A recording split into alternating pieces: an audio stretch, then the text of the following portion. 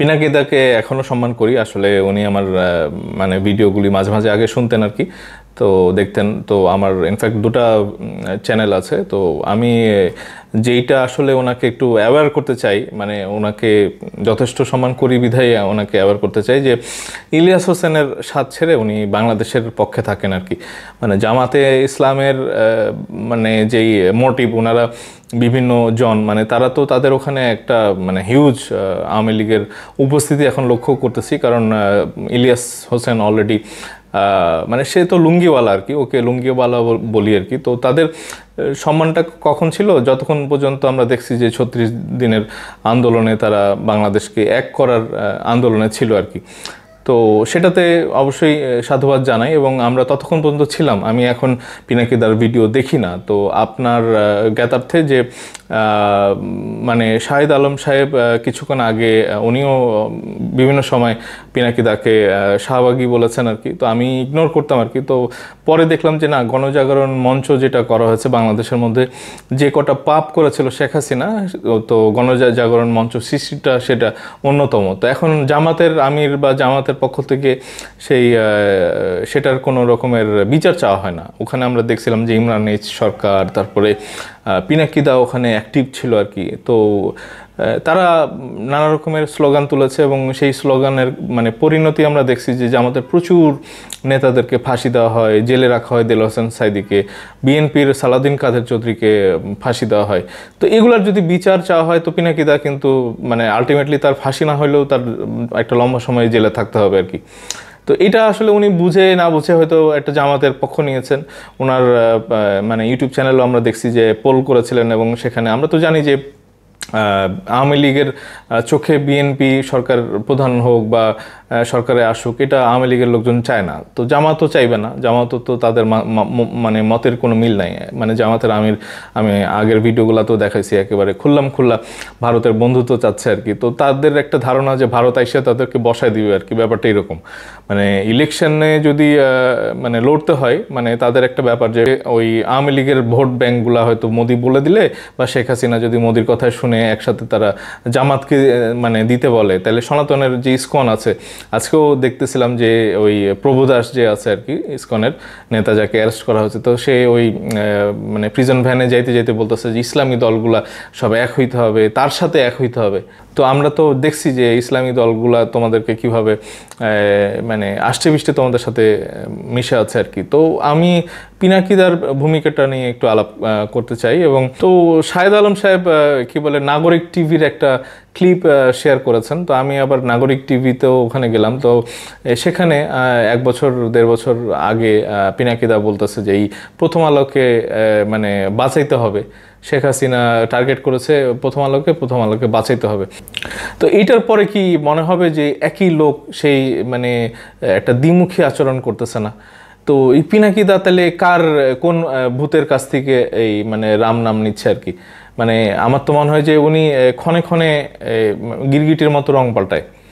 1 বছর আগেও যে যারা নাকি প্রথম আলোকে রক্ষা করার জন্য এত বড় জান দিয়ে দিচ্ছিল আর কি, তো সেই ব্যক্তিটাই এখন প্রথম আলোকে দেখতে পারে না।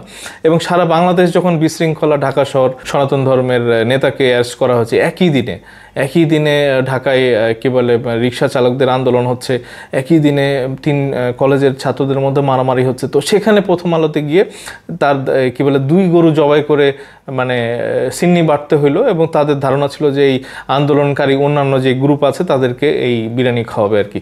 তো পুলিশ যখন দৌড়ানি দিছে তখন তার এই রাস্তায় কাউকে পাওয়া যায় না আর কি। আমরা দেখছিলাম যে গণ অধিকার পরিষদের তারেককে আর কি। তো ভাই, গণ শুনলেই ভয় লাগে। ওই গণজাগরণ, এই গণ অধিকার, এইগুলা মনে হয় যে একই রসুনের পাছা থেকে সৃষ্টি আর কি। হ্যাঁ, গণ শুনলে পারে আমার ভয় লাগে যে ওই গণজাগরণ মঞ্চ, তারপরে গণ অধিকার, এখানে আবার এই মানে হিন্দু যেই সনাতন ইসকনের যে একটা হিন্দু গণজাগরণ, মানে অদ্ভুত রকমের মিল আর কি।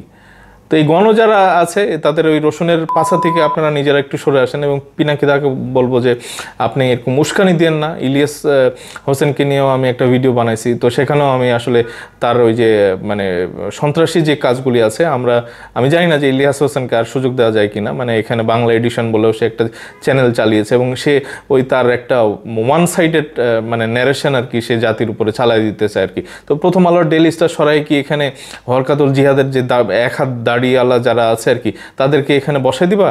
আইএসের যারা আছে এখানে তাদেরকে প্রথম আলোর ডেইলি স্টারকে দিয়ে চালাইতে হবে? অসম্ভব এগুলো না। বাংলাদেশ হচ্ছে যে এখনও মানে মৌলবাদের রাষ্ট্র হয় নাই। এখানে ইসলামী রাষ্ট্রের নামে যারা নাকি মৌলবাদের রাষ্ট্র তৈরি করতে চাও এবং সংঘাত পাকিস্তানের মতো একটা দেশ বানাইতে চাও, তো সেটা তো আমরা হইতে দিব না আর কি। আমরা কখনোই চাইবো না যে এই দেশ ভারত হয়ে যাক, মানে হিন্দু রাষ্ট্র হয়ে যাক, আবার এই দেশ আবার মানে পাকিস্তানের মতো একটা জঙ্গি রাষ্ট্র হয়ে যাক, এটা আমরা কখনোই চাইবো না। তো পিনাকিদা আপনি ঠিক হন, ইনকালাব জিন্দাবাদ দিয়ে মানুষকে আর ভড়কান না। আপনাদের ফলোয়ার যারা আছেন মানে জ্ঞানের অভাব আছে, তারা বুঝে না বুঝে এগুলি বাংলাদেশের মধ্যে মানে বিশৃঙ্খল মানে অস্থিতিশীল অবস্থা সৃষ্টি করার জন্য আপনার এই ফলোয়ার, আপনাদের তো আসলে ওরকম মানে অশিক্ষিত মূর্খ যারা আছে আর কি ফলোয়ার, তাদের মতো তো আমার দরকার নেই। আমার এখানে 5টা যদি মানে আমার ফলোয়ার থাকে, ডেফিনেটলি নাগরিক টিভির যে আছে আর কি, তো মানে আমি যথেষ্ট খুশি হব আর কি। আমার ওই রকম মিলিয়ন ফলোয়ার দরকার নেই। আপনারা বাংলাদেশের সাথে থাকেন, না ওই পাকিস্তান, না ভারত, না আওয়ামী লীগ, না জামাত, একেবারে গণতান্ত্রিক ওয়েতে যেই মানে ভোট হবে, সেই ভোটে যে জিতবে সেই বাংলাদেশের রাষ্ট্র চালাবে। আপনাদের কোনো ওখানে উস্কানি চলবে না। আসিফ নজরুল সাহেবকে আপনি কিভাবে তিরস্কার করেছেন, এখন আপনার আবার মানে পজিশন পাল্টা কি করে? এই প্রথম আলোকে আপনি মানে এই 1 বছর আগে আপনি বলছেন যে পিনাকিদাকে বলছি যে বাংলাদেশে এই প্রথম আলোকে বাঁচাইতে হবে, এখন আবার প্রথম আলোকে আপনি দেখতে পারেন না।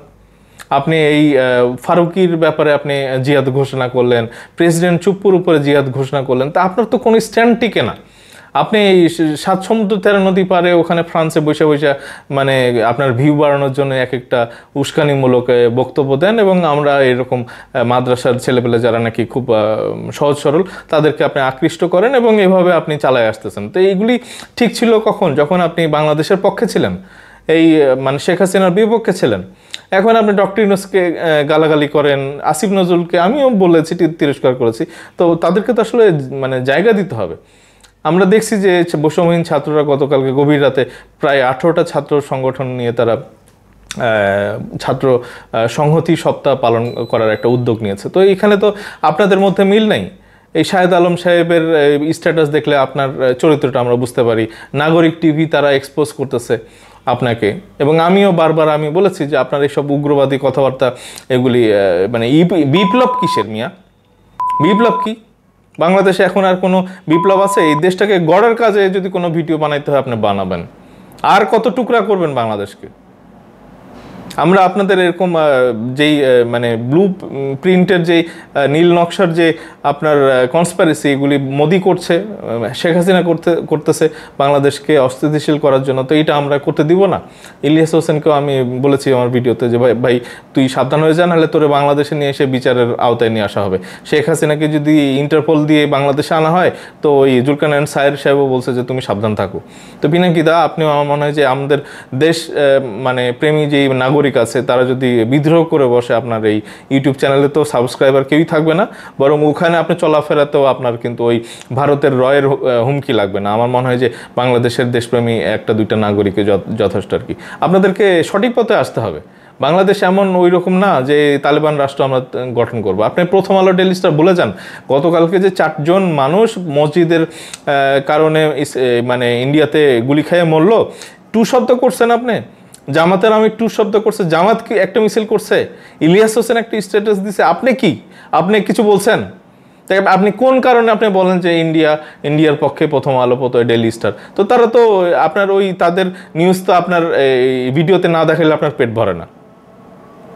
তো আমার মনে হয় যে বন্ধুরা আপনারা সাথেই থাকেন, খুব তাড়াতাড়ি ফিরবো, এবং আমি ফেড আপ ইলিয়াস হোসেন এবং পিনাকিদার এই অ্যাক্টিভিটিতে আমি ফেড আপ, এবং আপনারা কি করবেন না করবেন আমার মনে হয় যে তাদের ভিডিও দেখা উচিত না আর কি। তো বন্ধুরা এখনকার মতো এটুকুই, খুব তাড়াতাড়ি ফিরবো, সাথেই থাকেন। ধন্যবাদ সবাইকে, আসসালামু আলাইকুম।